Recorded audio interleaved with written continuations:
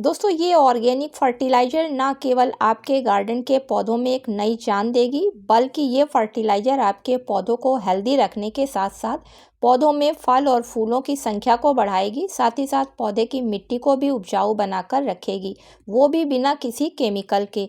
दोस्तों इसके इस्तेमाल से आपका बगीचा हमेशा फूलों से भरा रहेगा रंग बिरंगे, साथ ही पौधे भी आपके काफ़ी हरे भरे रहेंगे। तो ये फर्टिलाइज़र कौन सी है और किस तरीके से बनाकर इसको पौधों में इस्तेमाल करना है, तो वीडियो को अंत तक ज़रूर देखिएगा। साथ ही साथ आपके साथ ये भी शेयर करूंगी कि किसी भी पौधे पर अगर फूल नहीं आ रहे हैं तो उसके पीछे क्या कारण होते हैं। नमस्कार दोस्तों, आप सभी का अपने चैनल पर एक बार फिर से स्वागत है। तो चलिए दोस्तों वीडियो की शुरुआत करती हूँ।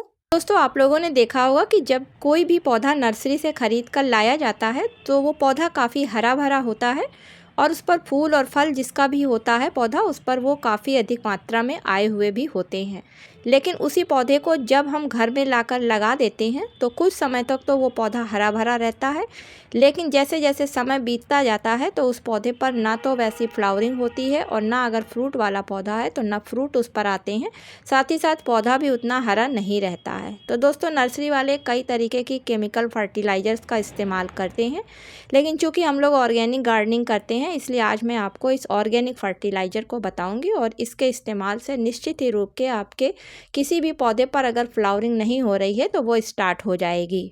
तो चलिए देखते हैं कि अब इस फर्टिलाइज़र को किस तरीके से तैयार करना है।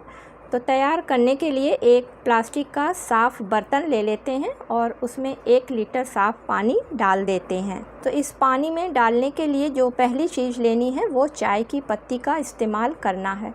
तो आप यूज़ करी हुई चाय की पत्ती का भी इस्तेमाल कर सकते हैं, लेकिन मैं फर्टिलाइज़र को तैयार करने के लिए फ्रेश चाय की पत्ती का इस्तेमाल यहाँ पर कर रही हूँ। तो इतनी क्वांटिटी में फर्टिलाइज़र को तैयार करने के लिए 2 चम्मच फ्रेश चाय की पत्ती को ले रही हूँ, क्योंकि फ्रेश चाय की पत्ती में NPK की परसेंटेज काफ़ी अच्छी होती है, यानी कि 4% इसमें नाइट्रोजन है, 0.24% इसमें फास्फोरस है और 0.25% इसमें पोटेशियम है। इसके अलावा इसमें एक एसिड भी है जिसका कि इस्तेमाल जब पौधों पर किया जाता है तो पौधों में किसी तरीके की बीमारियां नहीं लगती हैं, साथ में वो पौधा काफ़ी स्वस्थ रहता है। और चाय पत्ती का पौधों पर फूल वाले अगर रेगुलर इस्तेमाल किया जाता है तो उनकी क्वालिटी और क्वांटिटी दोनों में ही काफ़ी फ़र्क पड़ जाता है। अब इस फर्टिलाइज़र को तैयार करने के लिए दूसरी चीज़ 1 चम्मच सरसों खली का पाउडर लेना है। तो फ्रेंड्स सरसों खली के पाउडर में भी NPK की परसेंटेज काफ़ी अच्छी होती है, यानी कि इसमें 2% अकेली नाइट्रोजन होती है और 1.2% पोटास होता है और 1.8% इसमें फास्फोरस पाया जाता है। इसके अलावा इसका इस्तेमाल जब पौधों पर किया जाता है तो पौधे काफ़ी स्वस्थ हो जाते हैं और उनमें फूल जल्दी आने लगते हैं। तो 1 चम्मच सरसों की खली के पाउडर को भी इस पानी में डाल देती हूँ। अब इसमें जो तीसरी चीज़ लेनी है तो वो नीम खली का पाउडर लेना है। तो फ्रेंड्स इतनी फर्टिलाइज़र को बनाने के लिए 2 चम्मच नीम खली के पाउडर की ज़रूरत पड़ेगी, क्योंकि नीम खली के पाउडर में मैग्नीशियम सल्फेट, नाइट्रोजन, फास्फोरस और सल्फ़र जैसे पोषक तत्व मौजूद होते हैं, जो कि पौधों की सेल्स को तेज़ी से बढ़ाने में मदद करते हैं।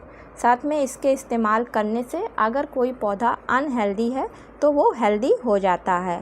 अब सभी चीज़ों को अच्छी तरीके से मिक्स कर लेते हैं और मिक्स करने के बाद में 5 से 6 घंटे के लिए इसको छोड़ देते हैं। 5 से 6 घंटे के बाद में ये फर्टिलाइज़र कुछ इस तरीके से बनकर तैयार हो जाएगी और अब इसमें इतनी ही मात्रा में साफ़ सादा पानी मिलाकर अच्छी तरीके से इसको डाइल्यूट कर लेते हैं और डाइल्यूट करने के बाद में छन्नी की मदद से इसको छान लेते हैं, जिससे कि फर्टिलाइज़र में किसी भी तरीके के कोई पार्ट ना रह जाएं और आगे चल के पौधे में फंगस वगैरह ना लगे। चलिए देख लेते हैं कि इस बनी हुई फर्टिलाइज़र को हमें अपने पौधों पर इस्तेमाल किस तरीके से करना है।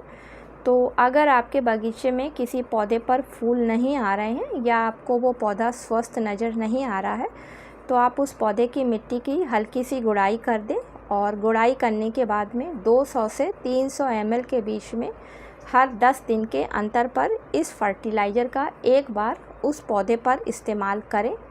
तो आप देखेंगे कि आपका पौधा धीरे धीरे स्वस्थ होने लगा है और समय आने पर उस पर फल और फूल जिसका भी पौधा है वो चीज़ भी उसमें आने लगी है। तो दोस्तों इस बनी हुई फर्टिलाइज़र में नाइट्रोजन की वजह से पौधा आपका काफ़ी हरा भरा हो जाएगा।